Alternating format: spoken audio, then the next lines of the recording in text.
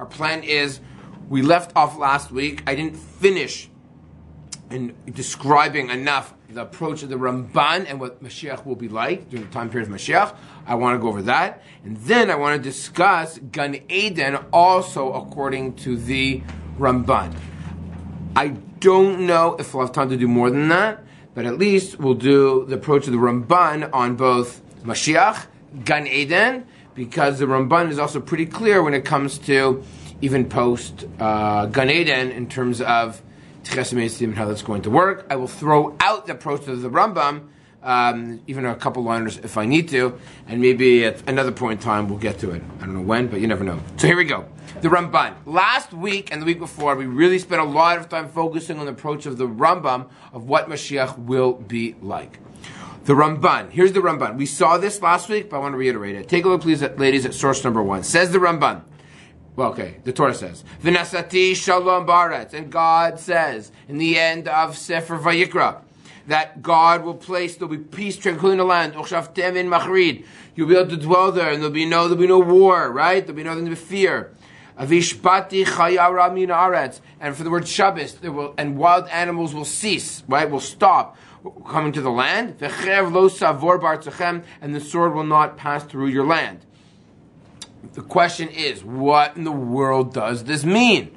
What does this mean? So last week we saw that according to Ramban, this could very well mean, I'll tell you why. You know, there'll be no wild animals. That's not miraculous. The fact that we know wild animals is because there'll be so much in abundance of food and prosperity. Where do wild animals go? Wild animals go when they're hungry and they need food. They leave their jungles, they leave their forests, and they go find, by the way, I don't know if I'm camping before. And you hopefully haven't encountered a bear. But bears only go to campsites because they're food. But if they have an abundance of food in their forest, why would anyone want to schlep anywhere? You know what I mean? Like, if you have food in your fridge, why do you want to go across the street? Okay? And especially when you're a bear, you don't appreciate all the finer delicacies of life. So, a bear has food, he's fine, he's satisfied. So that's what the Ramban says. That we saw last week. Continues the Ramban, and this is unbelievable. We're in the 4th law in the 2nd paragraph now in source number 2. Here's where he goes into what will life be like in terms of Mashiach. Here we go. So the land of Israel, when the Jewish people are fulfilling the mitzvos, kasher haya ha'olam mischila so kodem chedosh l'adam harishon. Says Rabbi, you know what the life's going to be like time Mashiach? It's not going to be miraculous. It's going to be the way that life was for Adam before he sinned. That's not miraculous. That's the way it's supposed to be. So the Ramban's approach is that the Mashiach is just going to make us revert back to Adam living in Gan Eden, pre-Chet. That, for the Ramban, the Mashiach will be like. As opposed to the Rambam emphasizes, Ein ben olam ez Mashiach ela she'bur malchus bavad. According to the Rambam, it's much more emphasis on political change, where you're not going to have difference between political entities and the Yemos Mashiach. For the Ramban, again, he's not going to say miraculous. He's going to say it's the way it's supposed to be. Now, you might call that extraordinary or different special, but you're not going to have like flying saucers everywhere. You might have that anyways, but not from a religious perspective necessarily, right? Life will be great. What will it be like? Going back to Gan Eden. Now, what does that mean? What does that entail? Let's continue reading. Ein chaya v'remes mimis adam. How is it like, ladies, in Gan Eden? What was the relation between human beings and animals in Gan Eden? They spoke, they hung out, they chose. But according to Chumash, everybody, what's the menu? What was for lunch and breakfast and supper in Gan Eden? Not that exciting, right? Vegetables. What does it say in Chumash? I don't think it's so exciting, but you might find it exciting. Here we go. V'yomer Elokim, Hinei nasati lachem eskol esev zoreya zera asher pnei kol aretz v'eskol ha'etz asher bo free eitz zoreya zara lachem yulochla. So what does God tell Adam? What does God tell the animal, the humans? Oh, eat veggies and eat fruit. What about the creepy crawling animals? The birds, they get to eat grass. Delicious. So, what? We don't eat them. So says the Ramban, what are these psukim trying to tell us? These psukim in B'chukosa, if we follow the mitzvahs of Hashem, right? This is the bracha. We're just going to revert back to Gan Eden. So the fact that there's no wild animals, or wild animals won't, shall we say, walk around your land, that's what it's supposed to be. There's no tension between humans and animals, just like Gan Eden. The only reason why there's tension between the human beings and animals is because of chet, of sin. Let's continue. K'moshe amru, ein arud memis, ela chet memis. Okay, this is a Gemara. Was anyone here at the Perkei Avos that I did on Shabbos? No. Sorry? I gave Perkei Avos this past Shabbos in Thornhill. And what's interesting about the Perkei Avos was that I actually, in the Perkei Avos, I quoted Rabbi Chanan ben Dosa. Rabbi Chanan Dosa, he's made it his name is quoted for a couple of Mishnayos in Perek Gimel. That's what we studied. And it was pretty amazing that it was connected. He actually makes a statement, in a rud memis, ela chet memis, and a rud is like a scorpion, snake, crawly thing. Because what did he do? There was a snake or scorpion that was attacking people. So he put his foot there, and the snake, scorpion bit him, and it died. So what does he say? It's not the animal that kills, it's sin that kills. Because he recognized the fact that he was a person who didn't sin, and therefore he could kill the animal. But anyways, that's a complicated story, but not for now. What I'm trying to tell you is that Rabbi Chanan ben Dosa is in fact saying in the statement, that's the way it's supposed to be. It's not miraculous. It's the only reason why animals, why there's snakes and scorpions, we go, or lion, tigers, and bears are mine. The reason why that exists is because of Chet Adam Harishon. There'll be a fear factor between human beings and animals. That's the way it's supposed to be. That's what the Ramban is saying. Is it because we're more animalistic? Sorry? Is it because we're more animalistic? Like we have plate, so what's the difference between us and... So the difference is that if all the animal kingdom is supposed to live in peace and tranquility, because it's very bad. Last year we missed Bracious, so I didn't have time to talk about Gan Eden. Maybe this year, this year we'll get it. Maybe we'll make sure we have a share it, right? It'll be on so Monday, Tuesday is Yom Tif, so that means that Shabbos will be Parsha Bracious. Okay, so we'll have a few days. Good, so we'll make sure to do that maybe on the Wednesday. Why I'm telling you all this, because the idea of what happened in Gan Eden, I think Gan Eden was the very fact that the human beings want to become more like an animal, and therefore the punishment was, instead of living a world where, which is ironic, we all got along, there's actually tension between them. Meaning, that's why, for example, why we have to wear clothing? Do animals wear clothing? No, how can human beings wear clothing? As a result of Gan Eden. To some extent, there's supposed to be this distinction, not tension, distinction between the human world and the animal world. But Adam and the Isha encroached on that world, and therefore it's not a punishment, it's a consequence. Those two worlds were now, which should have lived in peace and tranquility, or actually live in a sense of fear and scared and tension. So, but that's the Chet and Gan Eden was that. So again, what does it mean became more animalistic? I think it requires more analysis. But we became, perhaps we used a much more of a animalistic response, which is based on ta'ava, than it was on a human being's response, right? Because we see something nice, we like it, we take it. That's very animalistic. That's what animals do, right? They don't have the ability to resist in that sense. So, okay. So continues the Ramban. Okay, and then he goes to the Psukim. That's good enough. Go down two more lines at the end of the comma. Rak b'nei cheto shel adam ki nigzar alav liyos teref lishnehem. Only because of the sin was there a commandment from God that there be strife and tension between both of them. Fine, that's sufficient.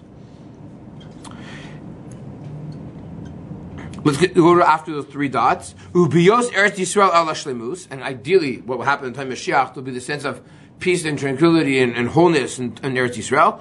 Tashvas ra'as min hagam. They will cease all the ra'ah, all of the evil, what we perceive as evil, and the wickedness from their nature. V'yamdu ala teva rishon, and the animal kingdom will go back to its natural inclination, which is more peaceful. Asher hu sham behem be'es yitzirasam, the way it was when they were created. So again, according to Ramban, there was a change in nature after the Chet. And what was that change in nature? There's a tension between the human kingdom and the animal kingdom. That change in nature will revert back and go back to the way it should have been, was supposed to be, pre-Chet. And that will be Mashiach status. Okay? And I explain this if you want in Parshas Noach. You can look it up. Valkain. Amarak Asuv al Yemea Goel Hayotzi Megeza Ishai. And therefore the Torah describes that the Redeemer who will come from Ishai, meaning David, Sheyashuv Hashalom Ba'olam. Peace will return. So the Rambam will agree to these words. The Rambam will also agree to Yashuv Hashalom Ba'olam, V'yachtal HaTerfer, right? But that's it. For the Rambam, recall, ladies, he interprets these psukim not as animals getting along, but the Jewish people will get along with the nations of the world. We won't be devoured by the wild animals. Whereas the Ramban takes it literally. The Rambam understands it metaphorically. That's essential, the difference in their approach. Okay. I want to go back. I want to continue and paint one more picture of what life will be like in the times of Mashiach for the Ramban. And we're going to use a pasuk from Parshas Nitzavim. Can I ask a question? Yes. Sorry, can it be both? Like Rambam and Rambam? I mean, no, to some extent, it is a little bit mutually exclusive. Sorry? It is mutually exclusive So in this. it couldn't be both? Like when Mashiach comes, it can't be both? I mean, the Rambam says that the animal kingdom, like, we could still get devoured by a lion in times of Mashiach, according to the Rambam. Meaning, you could have a pet lion. Oh, you're saying both According to the Rambam, you should not have a pet lion in times of Mashiach. According to the Ramban, why not? You'd have a tarantula. And then according to Rabbi, then technically the nations can still attack. No, because he's going to agree to that too.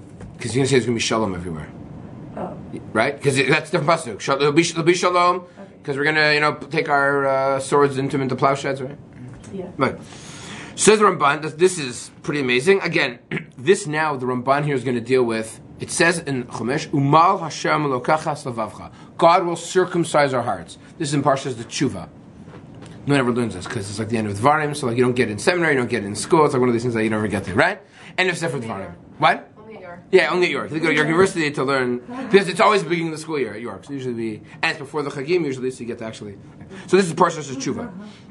So, in Umal Hashem Lokachas Levavcha, the Ramban is going to say, what does it mean that God will circumcise our hearts? How can you circumcise our heart? What does that mean, right? I understand Bris Milah, but says the Ramban, this is what it means. V'nira min aksuvim, inyan zeh shomer. Ki mizman habriya haisa rishus biyad adam lasos kirtzonot zedigarasha. Human being, meaning, let's go back. In Gan Eden, human beings were created with the authority, that means for anyone to do kirtzonot, biyad tzadik or rasha. However, v'chol Torah kain, and the entire Torah is like that. Kedei sheyat lahem zechus b'bchirasam b'tov v'onesh b'tzuras hara. Because that's what they chose. However, Limos HaMashiach Tiyeh Bechira B'tuv Lahem Tava. What will it be like in Haz Mashiach? Tov will be Teva. Meaning, in the times of Mashiach, in theory we'll have Bechira, but choosing good will be is what the natural inclination is. Today, the natural inclination is for me to punch someone in the face when they annoy me. The natural inclination is to get annoyed and frustrated because we're human beings. That's what we do. Says the Ramban in times of Mashiach, in theory you'll choose, I'll give you an example.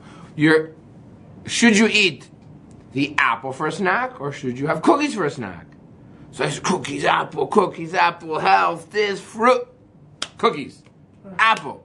I choose the apple. Now, that struggle in theory could still exist in times of Mashiach, from a moral perspective, right? But it'd be so obvious that apple's healthy. It's so obvious that apple's the right choice. I wouldn't even, cookies, gross, disgusting. Ugh, who wants a cookie? You could choose it. What was that? Cookies for Oneg Shabbos. Cookie for Oneg Shabbos, right? Okay? So that for the Ramban is how I think we could understand it. So my moral choices that I make, I can still choose, but who would ever choose to talk back to your parents? You would never speak that way to your parents. In the Moshe Mashiach, you could physically scream at them, but you'd never would do that. Your teva, your nature would be to say, "Oh, of course, mommy. Of course I would do that for you, right?" Okay. Right.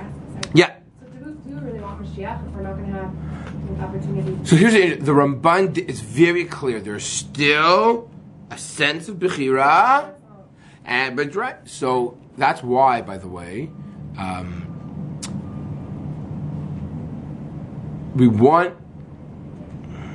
it's almost as if you need to be ready so that when Mashiach comes, you're not caught off guard. Meaning,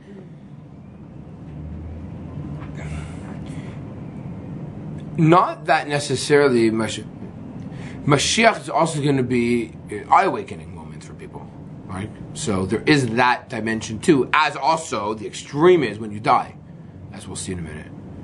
Right? There's this, I should have done it this way. There's that on the lower level. It's on a much more powerful way when you die. Oh my goodness, how could I have done this when I was alive? But it's too late, I can't do it. I can't change it now because I'm dead. So, okay, let's just continue just for a couple more lines. You're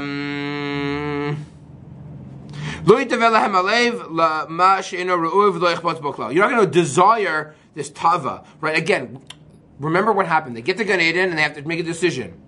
And they see this tree is tava hileinayim.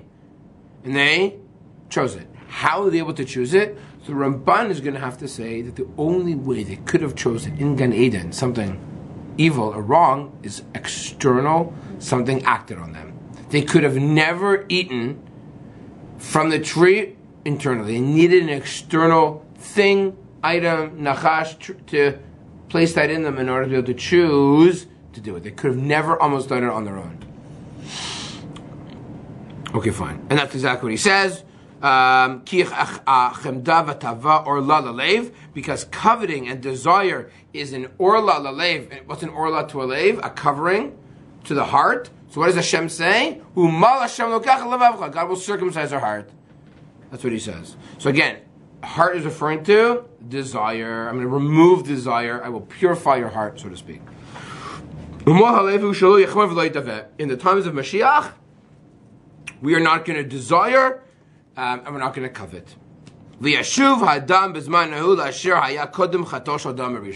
And we will return back to our state in Gan Eden. So here we go. The Ramban says, the animals, the human, everyone goes back to what it was like in Gan Eden in the times of Mashiach.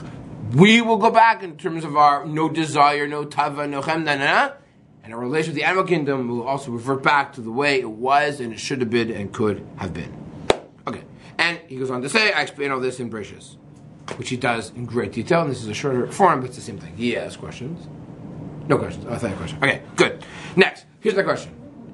Now that we've understood Mashiach, which is going to be, from a historical perspective, great. But then there's another term that we often throw out, and that is Gan Eden. What's Gan Eden? So, I want to clarify things before we read things inside. For the Ramban, there's a Gan Eden that exists in this book. Now, what will be confusing, this is what was complicated, is that he's describing the times of Yemos HaMashiach like the time of Gan Eden. Mikadem. But remember, I'm going to tell you, because I don't know if you know this. For the Ramban, when you die, your soul goes to what's called Olam HaNeshamos. In Olam HaNeshamos, you have a soul existence, so you're dead. So not in this world, you're dead. Your neshama goes to Olam HaNeshamos. In Olam HaNeshamos, there's two options. Door number one and door number two. Either there's Gan Eden, or there's Gehenna. For the Ramban, Gehenna is a limited, finite moment where your soul gets purified. How does it get purified? With fire. Now, how can fire, which is physical, affect the soul to spiritual? That the Ramban explains in a Kabbalistic way. But there's a fire that purifies your soul. So I would use it as a metaphor. Fire is something which cleanses, meaning also destroys. But if I take something, you clean things with a fire, take metal and it's dirty, you put it in a fire. I mean, this is a halachic thing too, right? Libun, right? You can kasher things. It removes everything that went inside of it, gets expunged with fire. So what are you left with? A pure element, a pure soul, and then the soul goes to Gan Eden. So everyone's soul goes to Gan Eden. The Ramban will also say, as we'll see a minute inside, that where will the soul go? This soul is going to go to a this is what's weird and complicated, will go to a physical place on earth called Gan Eden. Where is this Gan Eden? He's going to tell us where it is. But this Gan Eden exists in two places. This is what the Ramban's a Kabbalist. It exists in two places. It exists in Olam HaTachton, and it also exists in Olam HaElyon. So your soul lives in both a physical and spiritual existence in Gan Eden. And it's a holding cell. It's like a parking lot. You're six as a soul. What's happened to your physical body, meanwhile? It deteriorates. It disintegrates in the ground. At some point in time, there will be Tchias HaMesim. At Tchias HaMesim, where does Tchias HaMesim take place? In this world. After Mashiach? Yes, at some point in time in the future. Yes, after Mashiach, yeah. And your soul, which has been purified, will unite with your body, which has disintegrated, but it'll come Tchias HaMesim, and it will be united again.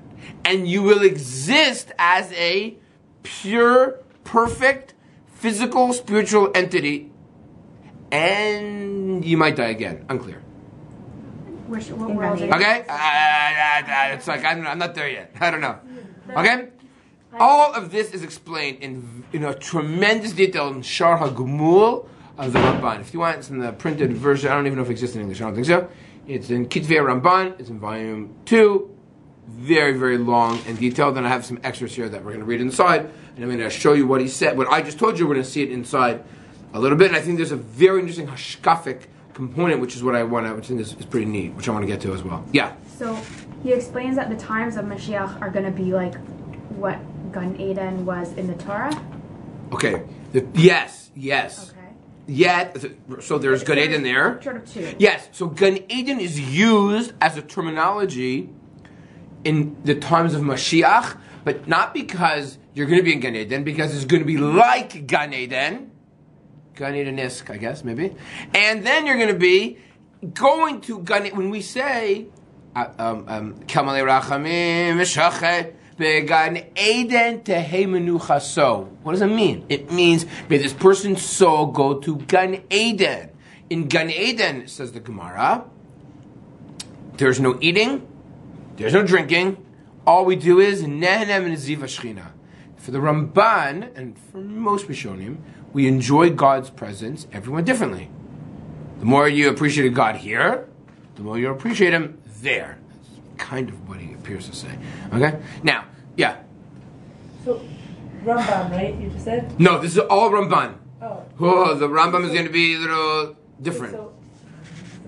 Yeah. So, not that you're surprised about that. No, I'm not. But I just, does that mean that there's no such thing as Gilgal?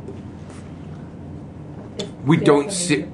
Because then like how, if like your neshama is in somebody else. As far as I know, I don't see where the Ramban talks about Gilgal Neshama. Okay. I always say it's like a candle, like your neshama. Like if you're a Gilgal, it's like a candle could light another candle. Oh. That's what I. You asked a good question about Gilgals. I haven't done enough research yet on where they first talk about that. Where does it come from? They don't see it anywhere. I think it's a much later concept. That's alright. Yeah.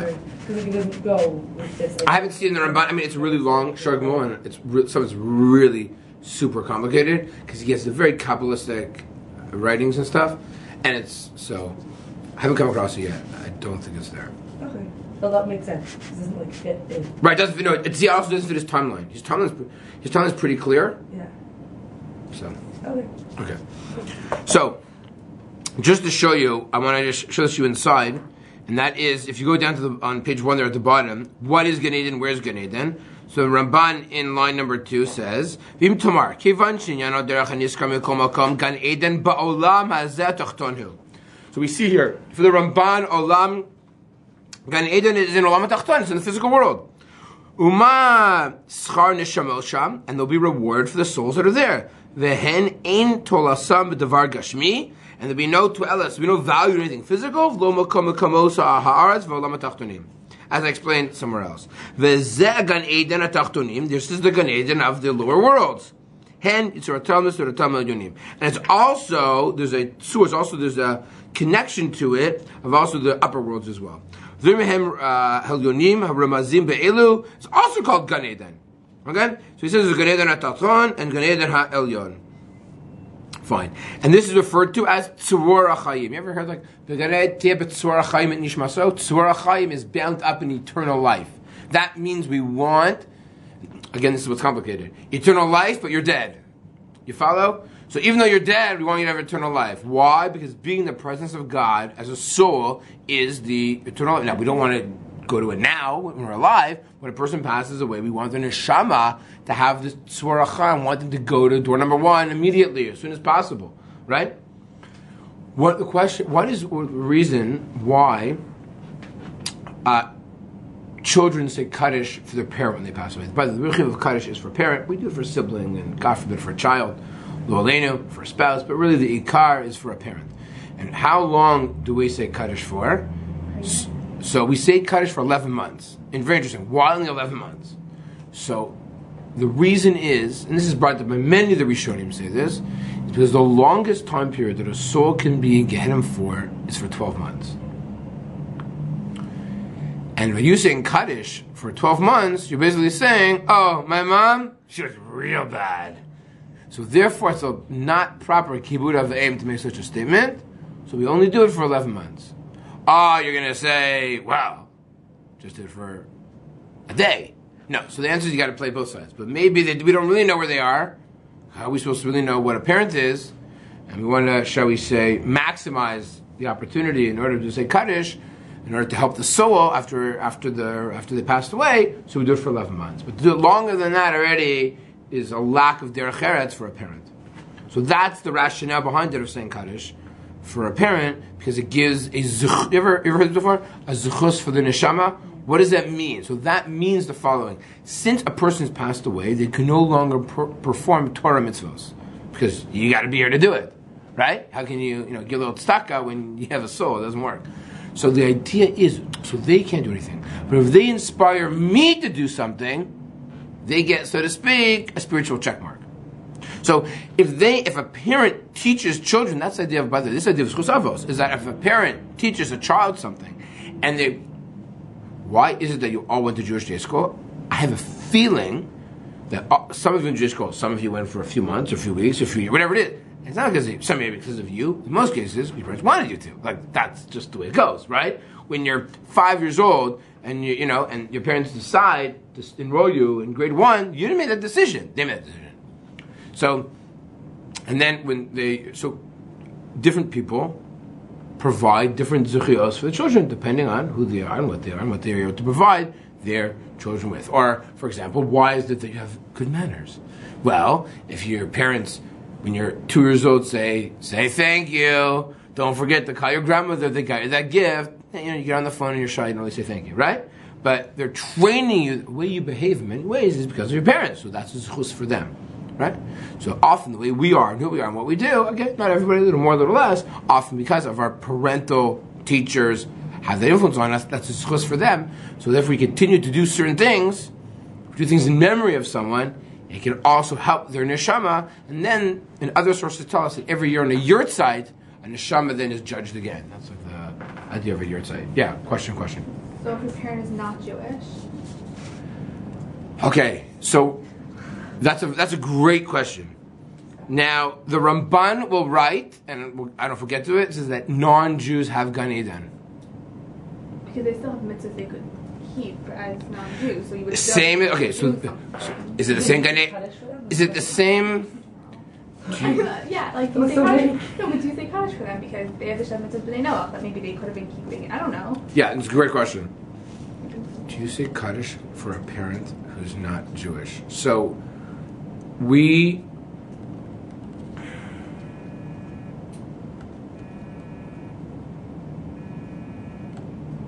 I should know the answer to that question. Do you say Kaddish for a parent who's not Jewish? Do you say Shiva for a parent that's not Jewish? Right, that's the first question. Well, I think, is this the same? So, yeah. Is it the same question as, like, if you're adopted?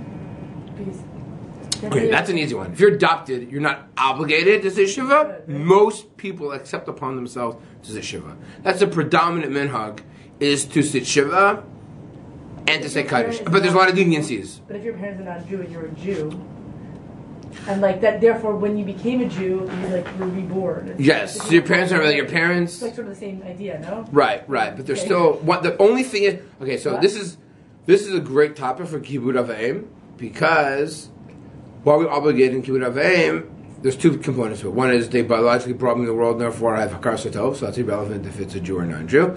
And if they taught me as part of the Masorah of Klal Yisrael, it's another reason why I have to do kibbud avim. Well, it's not going to apply if mom and dad aren't Jewish.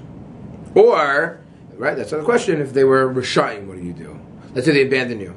And they abandon you, for, again, good reasons, bad reasons, whatever the case is. So we have a friend of ours, she was adopted, she never really knew her father at all. She never really lived with her biological mother. And she knew her biological dad was very sick. She didn't care. And someone unfortunately told her that her biological father passed away, and she did not want to say shiva. So she went to Rabbi Feldman and said, someone told me my father passed away, so I don't want to say shiva. So she actually did not have to say shiva. She had to do one act of shiva, and that was it. She didn't have to. It's very interesting. I mean, these are, again, every case has to be understood and why it's not so simple, but you don't need to. And her father was Jewish. Like, it wasn't like her father was halachically Jewish. Yeah. Well, yeah, so you do have these cases. It's very interesting.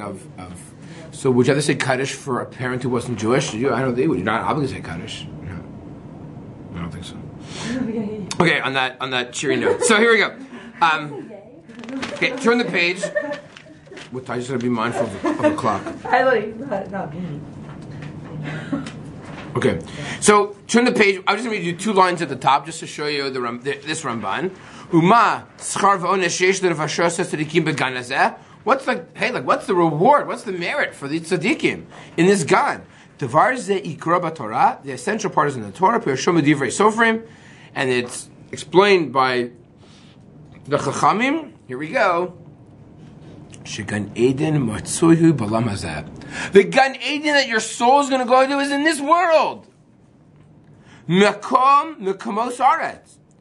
V'sha'arba narod tzitzimisham. And there are 4 rivers that leave from this Gan Eden. V'chad mehem hasovev Eretz Yisrael. And one of these rivers, circles Israel. Kol ma sheba bakasuv b'pshutei seder breshis. Hakol emes ve'in mikra mehen yotzei b'dei pshuto. Gan Eden, it's in this world. Go look it up in Bereshis. It tells you where it is. Va'anshe hamidos, which is part referring to scientists, Atzman Yomru will tell you, Shigan Eden tachas kava shavah, shelo yosif hayom v'lo yachsar. It's by the equator. Ubesifrei harefuos. Take a look at the books of the Yavanim, the ancient Greeks, and in the word of Asafa Yehudi, who I didn't look this up, I'm assuming is Josephus. I made that up. I may be totally wrong. Sibraki aspalkinus chacham mikadmoni. Varbiim ish. He goes on to explain that they walked around. They found Gan Eden. Where's Gan Eden? I don't know, Iraq or something. I'm not so sure. Saudi Arabia. Not that it's that close to the equator, which is a bit of a problem, but not for now. Okay. Turkey. I don't know. But wherever it is, the Ramban clearly says it could be his geography was off a little bit, but that might not be his fault. That could just be people didn't know that much about geography in those days. Some jungle somewhere. But what I care about for our purposes, if the Ramban is clearly saying that Gan Eden is in this world, that's now. It's very interesting. So why can't we go there? So according to the Chumash, what happens if Adam and Chava are banished from Gan Eden? What happens? There's a gate. And there's a cherv misapechas, right? There's like a flaming sword, right, with a kruvim who are on guard there. So what the Ramban here is saying is that you can't. There's a shar, there's a gate that goes into Gan Eden, and you'll be allowed to go in at the right time. Now, the question is, and I wish I had more time for this, but I'm just going to throw it out there. Why isn't Gan Eden in Israel? Yeah. Right? That's a good question. Why isn't Gan Eden in Israel? And what's interesting in Gan Eden in Eretz Yisrael? So here we see, and I photocopied a little bit here, and this is also fascinating. The Ramban is going to argue that Eretz Yisrael is not the place for Gan Eden at this point. It's kind of like the difference between Bavel and Eretz Yisrael. Bavel is a great place for learning and for knowledge, and Eretz Yisrael is a place of nevuah, of prophecy. The Rabban writes this in the Kuzari, where he says that there's something very special about Bavel, which is, by the way, something very similar to Gan Eden. It's one way of connecting to God. It's through learning. But the ideal place is this next stage, and that's the stage of nevuah. What's nevuah? It's direct connection to God. Direct. Not through thinking and calculating and learning.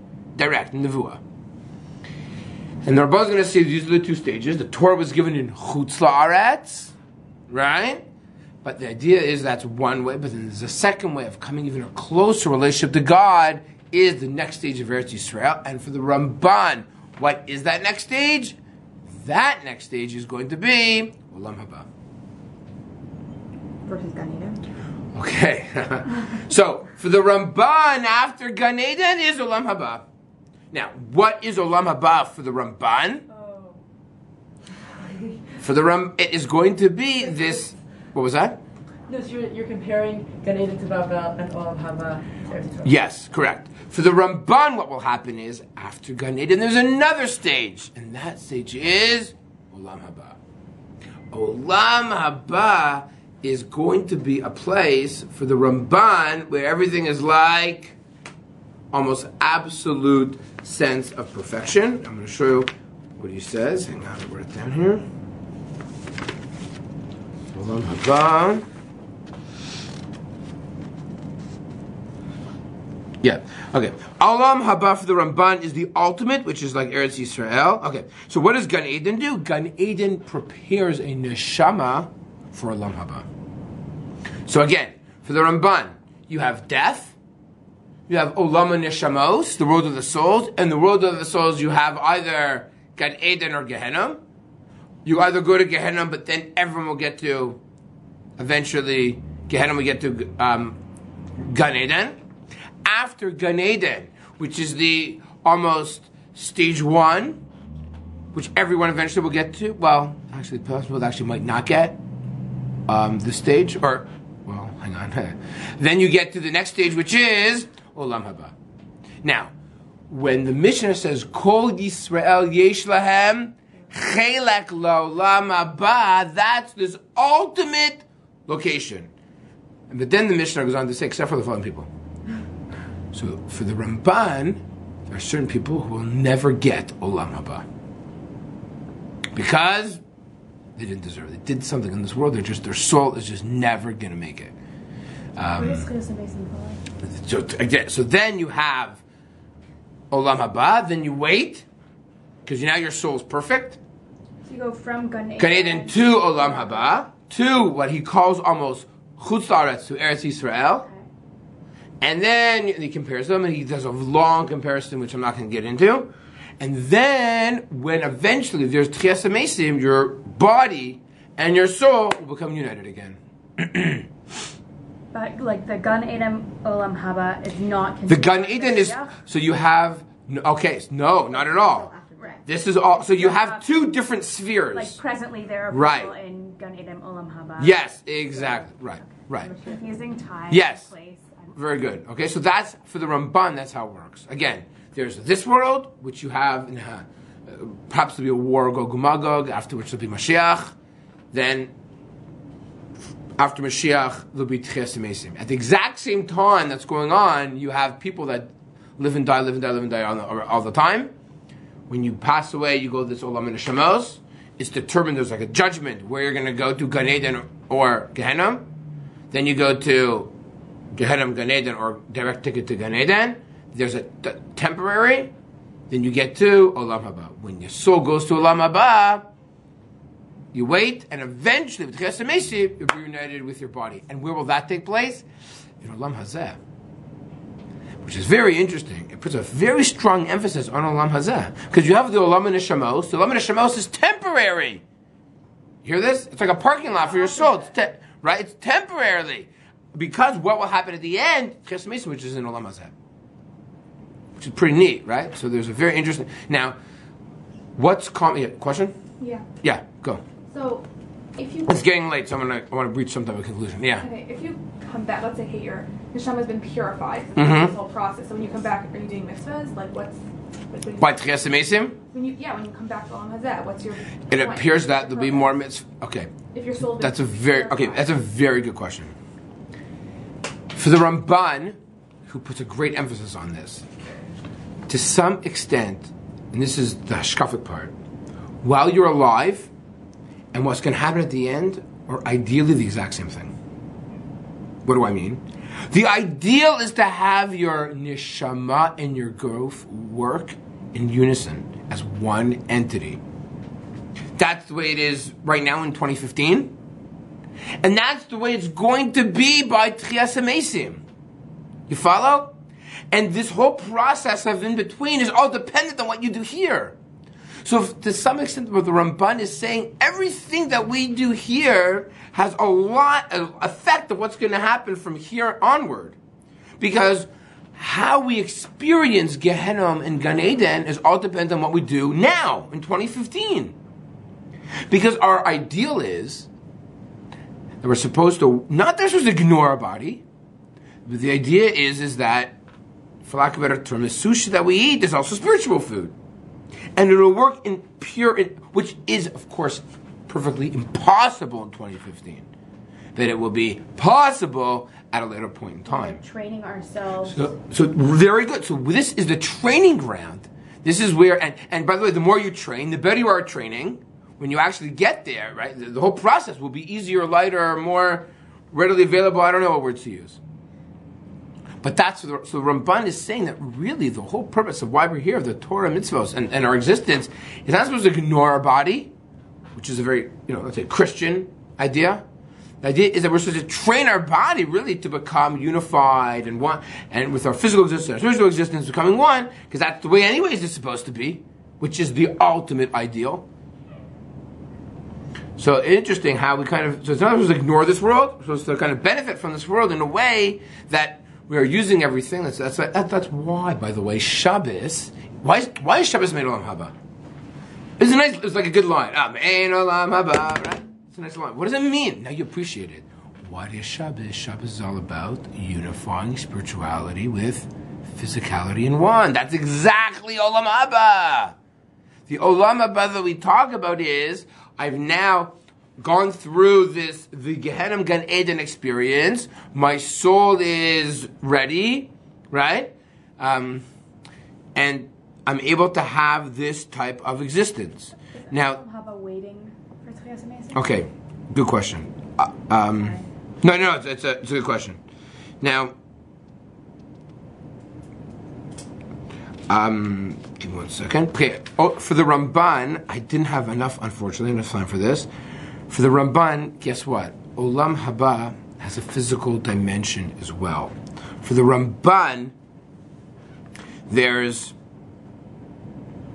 a restoration and a reunion of the guf and the neshama. Is that clear? No. There is, yes. So Olam Haba is a mini Tchias Mesim. According to the Ramban. This is where things get a little complicated. Yes, for the Rambam will not have this. The Ramban says Olam Haba, there's a reunion again of the body. A person will have a guf. There'll be some type of guf. Probably not your full guf, but you have some type of guf in Olam Haba. Because the whole point of the Ramban is that the Olam Neshamos prepares your soul for the reunion of your body and your soul in Olam Haba. Ultimately, which is very strange, what's the purpose of Tchias Mesim? That's a good question that people ask on the Ramban. It's not that different to Tchias Mesim. But that's the Ramban. Okay? Yes. So again, to repeat, the Olam HaNeshamos for the Ramban is the world of the souls. That is Gehenna and Gan Eden. When your soul is prepared, it can then, in Olam Haba, reunite with your guf, full guf, absolute guf. There'll be some physical component of your existence, And that might even take place here. That'll take place here in this world, because you can't exist in Shemaim somewhere because you have a physical body. And what's complicated is maybe then you'll die, then you'll be Tchias HaMesim. That's I'm not there yet. But that's what I've been able to kind of piece together from the Ramban. Where they depart from the Rambam will say no. Olam Haba has no physical dimension to it at all. And what's interesting about the Rambam makes no mention whatsoever of Gehenna, at least not directly, in his Mishnah Torah. That leads many people to say the Rambam didn't believe in it. And the Ramban writes a whole long, beautiful poem defending the Rambam, saying, of course you believe in Gehenna. And I don't know if you're aware of this, there are many people in France who burnt the Rambam's books, and he comes out and tries to defend them, the Rambam against the people in France, basically saying, no, the Rambam did believe in it. The poem, the end of the poem is actually on the last page that I forgot for you, how the Ramban defends the Rambam. Of course the Rambam believes in Gehenna, of course he believes in all this.